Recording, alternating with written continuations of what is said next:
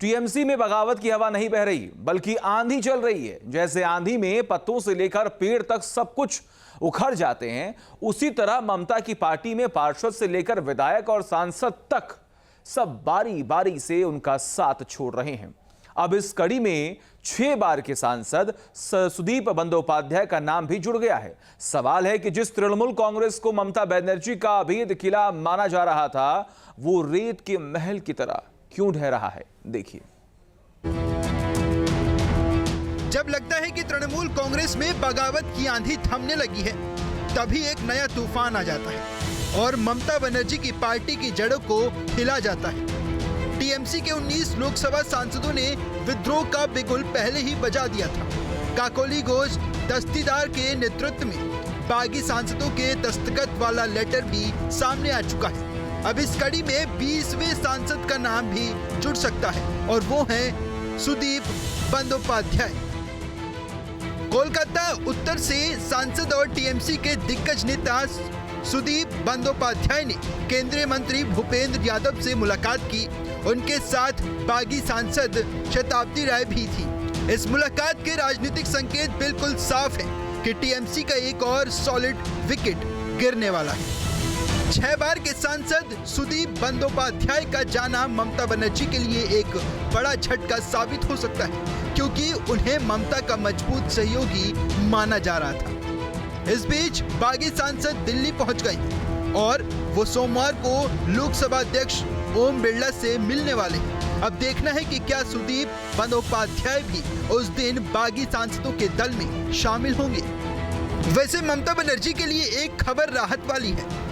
Party के senior सांसद कल्याण बनर्जी और ममता के भतीजे अभिषेक बनर्जी के बीच सुलह हो गई है। कल्याण बनर्जी अभिषेक के व्यवहार से इतने नाराज हो गए थे कि उन्होंने ममता बनर्जी को साफ कह दिया था कि पार्टी में या तो वो रहेंगे या फिर अभिषेक बनर्जी। लोकसभा में टीएमसी के पक्ष को मजबूती से रखने वाले कल्याण बनर्जी की बगावत बता रही थी कि ममता ने पार्टी पर पकड़ खो दी है, लेकिन अभिषेक बनर्जी ने डैमेज कंट्रोल किया। उन्होंने बैकफुट पर आते हुए कहा, कल्याण बनर्जी मुझसे बड़े हैं, उन्हें अपने विचार व्यक्त करने का अधिकार है। उन्होंने मुझे बचपन से देखा है, मैं उनके खिलाफ कुछ भी नहीं बोलूंगा। इसके बाद कल्याण बनर्जी के सुर भी नरम पड़ गए।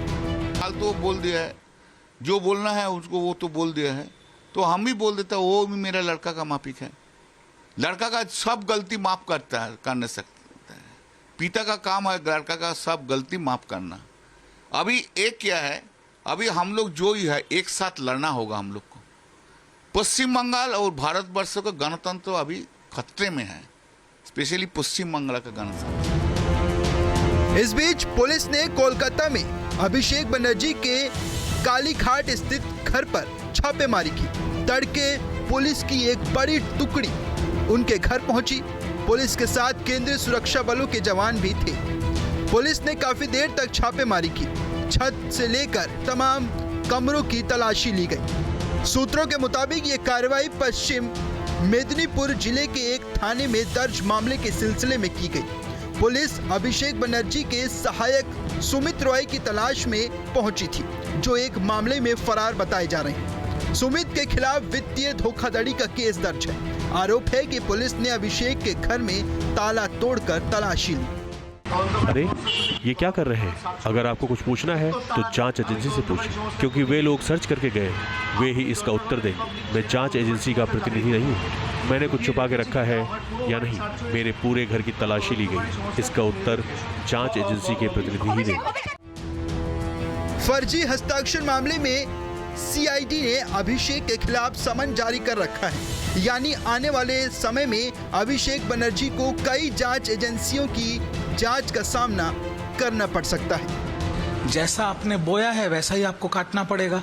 अभी सीआईडी ने एक समन उनको दिया नकली साइन करने के लिए, विधायकों के साइन नकल करने के लिए। दूसरा मुझे सुनाई में आया सीआईडी और एक समन उनको दिया भड़काऊ भाषण के लिए। अब ईडी ने उनको बुलाया बीच में 14, 15, 16 उनका 3 दिन तो कंटिन्यूअस शेड्यूल है ईडी और सीआईडी के पास। उधर टीएमसी के बड़े नेता मदन मित्रा के कई ठिकानों पर ईडी ने रेड की। मदन मित्रा रिश्वत लेकर सरकारी भर्ती के आरोप में फंसे हैं। ईडी की टीम ने कोलकाता में मदन मित्रा के कई ठिकानों की तलाशी ली। पुलिस और दूसरी जांच एजेंसियों की कार्रवाई को अदालत में चुनौती दी जा सकती है, लेकिन बीते विधानसभा चुनाव में जनता की अदालत ने फैसला ममता बनर्जी के खिलाफ सुनाया और उसके बाद टीएमसी के बुरे दिन शुरू हो गए। बस ये सारे बीजेपी में शामिल होने लगे हैं और बीजेपी की आदेश निर्देश पे ये काम करना शुरू भी कर चुके हैं और बीजेपी अपना सदन के अंदर अपना संख्या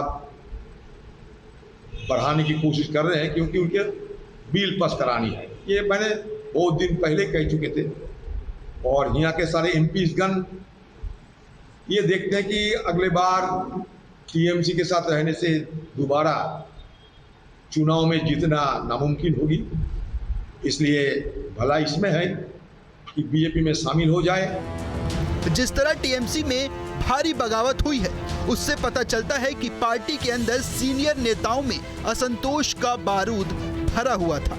विधानसभा चुनाव में भारी पराजय के बाद ये बारूद अब फट चुका है।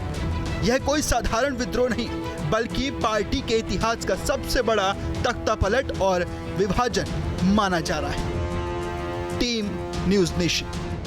आपके मोबाइल पर तुरंत आएगी ब्रेकिंग न्यूज। स्क्रीन पर सबसे पहले दिखेगी बड़ी खबर।